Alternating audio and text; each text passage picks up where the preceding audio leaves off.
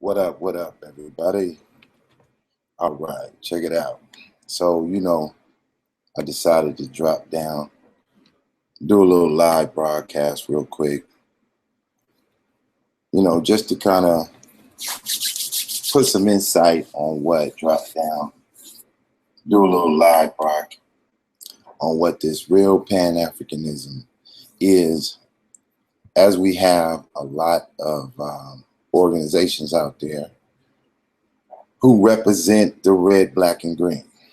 And with most people who are waving the red, black, and green flag, a lot of them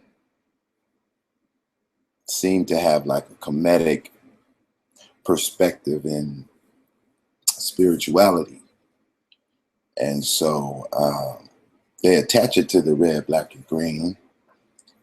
And they like to go to Marcus Garvey, as he is the one who designed the flag. And so thus, they are kind of misleading as to believe that Pan-Africanism starts with Marcus Garvey. And although Marcus Garvey definitely was a major player in the Pan-African movement, he didn't begin it. So I got some clips. I got a little clip, some footage I have stored in my vault. I'm gonna share a little bit of it with it. I'm not gonna get all of the footage because this type of footage I usually keep for a bigger project I want to present it on. But it's an elder. He's about 70 years old. And, in a moment, I'm going to let him speak, let you guys hear it from his view. I actually filmed this guy in Washington, D.C., downtown. And he wasn't prepared for all the questions I had or the particular topic. It wasn't like, I previously called him and set this meeting up or anything with him. He was just a gentleman that I was speaking with. And he truly had some deep insight, as well as it was going along with the narrative that I expressed in my group, the Fraternal Order of Pan-Africanism. So we sat there for about 2 hours going over the history, and the brother speaks real eloquently. You're really going to enjoy this little bit of footage. It don't matter which perspective you're coming from, you're going to enjoy this footage. What I want to do is just kind of pose to y'all and show you, I make the statement, Pan-Africanism was set on a Christian foundation.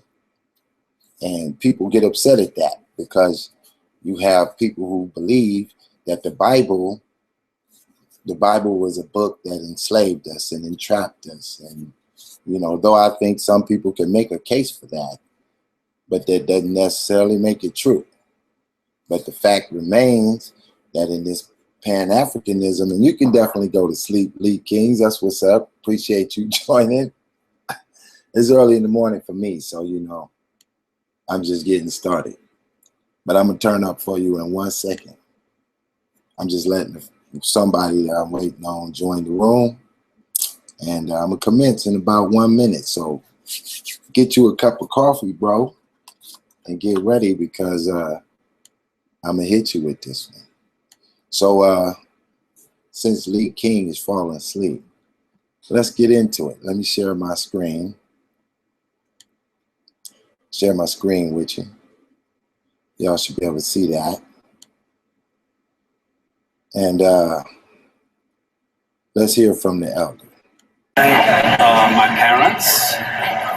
We want to thank the noble ancestors. But most of all, we want to thank us who are being guided by Almighty God and the clear path of our noble, righteous ancestors that, as Millicott Brawl, some of us who came from Guinea-Bissau and the Cape Verde Islands, on the west coast of Africa, even though he was known as a revolutionary theoretician.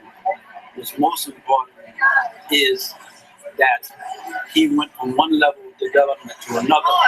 He was trained as a scientific crop farmer. And that part of the world they call an agronomist, which is a engineer in farming. And why do I start there? Because he's one of the younger C's that's called Cabral. One of the older C's is called GWC, George Washington Carver. And before George Washington Carver, on the year that he graduated from Iowa State College in May of 1893, there was what we call the Columbian Exposition, which was in Chicago. And why 1893?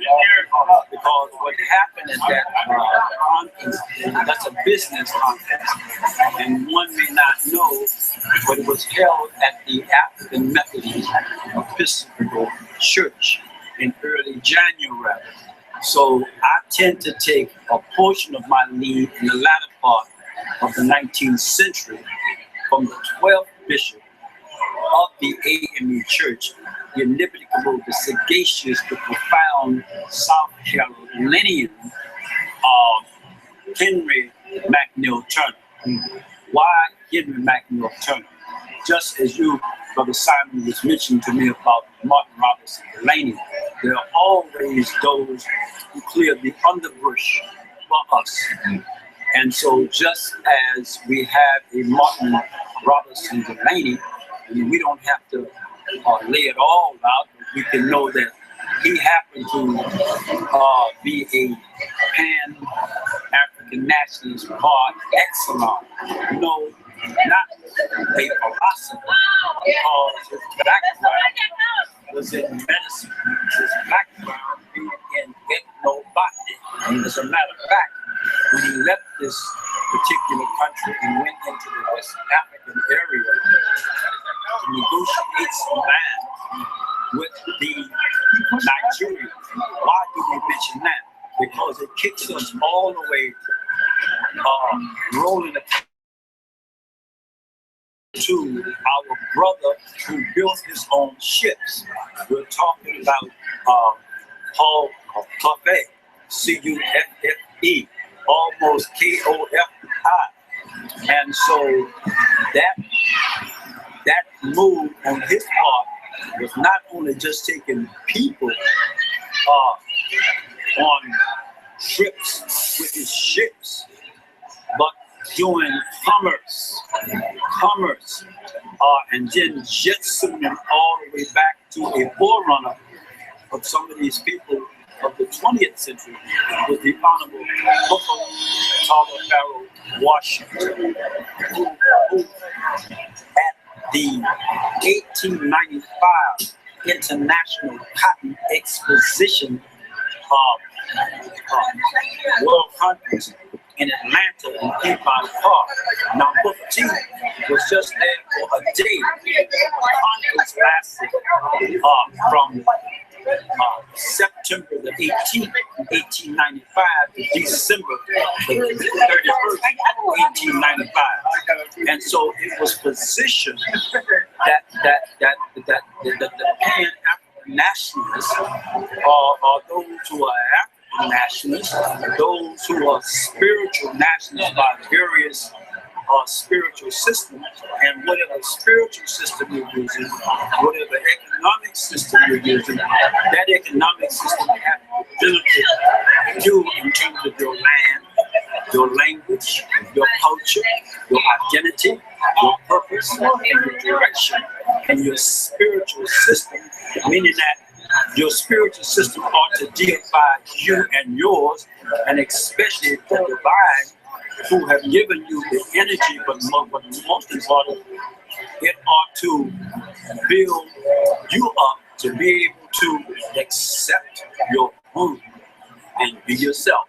What does that mean? It means this. when we talk about the peckerwood, and let's be clear about the peckerwood. The peckerwood creates communities. So you end up having a peckerwood Negro. You not only end up having a peckerwood Negro, that's somebody who's supposed to be on our side, but they have volunteered for their side for crumbs coming off the table. You also have the peckerwood Tio Taco. That's somebody who's Spanish speaking or Mexican who have gone on that particular side of our open enemy. Now, I'm not obsessed with being angry with the enemy. The enemy is doing what the enemy was doing. What in the hell what we want to do on our side of the chessboard, and when we engage in his activity and territory on his side of the chessboard, which is really not his side of the chessboard, we just leased it to him because of our inactivity of taking care of our business in terms of the art of spiritual war, the art of mental war, the art of PT, which is physical training for the physical war. And I put a plus out there. And no one should be doing any physical war before they have done sufficiently in their spiritual and their mental and their physical training, and it's done first and foremost for the FT. That's called the family training. Now let's get into talking about what we call, that they want to call Pan-Africanism. And I'm not saying this too often. The people who were for Pan-Africanism, they will jump to what you call the conference in 1900 that with Henry Sylvester Williams, who was a barrister out of Trinidad. They had the conference in London. Okay? By having a conference in London, it meant that the powers that be was financing it. But we should still look at it under the microscope to see where was Benita Selvin, who worked directly or indirectly with the Ethiopians. And we cannot forget the women who were involved. Anna, Julia, who is Anna Julia? In addition to graduating from Oberlin in 1884 with a master's, that was tantamount at that time to a terminal degree, a PhD. And then when she was 62 years of age, just soon, roughly 1925, she received her PhD from the Sorbonne, and her PhD was on what? It was on what had happened in Haiti. And to deal with a revolutionary posture, you got to deal with hate. You got to deal with, yes, the beginning and represent to Toussaint the Overture, but if you don't deal with, then you have what you call Christophe. But guess what? You got to deal with Dessalines. So Dessalines was the one saying, if you belong to that other family that has oppressed us, that has mugged us, that has taken us away from who we are, your head is mine. And so that's the kind of Pan-Africanism that has to be dealt with until we are prepared. And all war is deception. All war is won predominantly, first and foremost, if you don't win the propaganda war, meaning to get to the minds and the spirit and the souls of first and foremost your people, and propagandize against those who are fighting you, you are not going to win the war, because you will not have built up the sufficient confidence, first and foremost, in you and your own people. War just don't happen. War is engineering. The capacity of war is an engineering campaign. That's why, if I'm not mistaken, I think the colonel is the one who decides to make the fire go forth. And yes, you got the generals and everything else. And I'm not going to go into that because that's not my area and I stay in my lane. But I just thought I'd drop on you that war is engineering. Everything is engineering. Everything is chemistry. And the reason why everything, even your spirit is chemistry. You say, I felt the vibe. Which vibe did you feel? Did you feel the lower vibe? Or did you feel the upper vibe? Did you feel the vibe that comes from not only from the solar plexus to the heart, to the throat chakra, to the third eye? Or did you go from the solar plexus? When you're a so-called revolutionary, you want to sleep with somebody else's wife. Okay. So let me stop it for a second.